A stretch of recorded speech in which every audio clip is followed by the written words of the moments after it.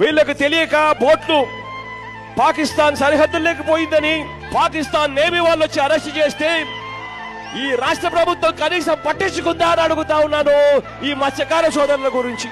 ఇవాళ ప్రతి మత్స్యకార సోదరుడికి నేను భరోసా ఇచ్చి చెప్తా ఉన్నా, ఖచ్చితంగా మా రాజ్యసభ సభ్యులను ఇద్దరిని ఇచ్చి ఆ మత్స్యకార సోదరుల కుటుంబ సభ్యులతో పాటు కలిసిపోయేట్టుగా కేంద్ర మంత్రి దగ్గరికి వాళ్ళు వెళ్లి రిప్రజెంట్ చేసి మన వాళ్ళను మళ్ళీ వెనక్కి తిరిగి తీసుకొచ్చేట్టుగా చేస్తామని చెప్పి హామీ ఇస్తా ఉన్నానని చెప్తా ఉన్నా. సార్ మాకు ఇప్పుడు ఊపిరి పోసారు సార్, మాకు జన్మలో మర్చిపోలేను సార్. ఎందుకంటే బ్రతికినంత వరకు మీ సేవ చేసుకుని బ్రతికాను సార్.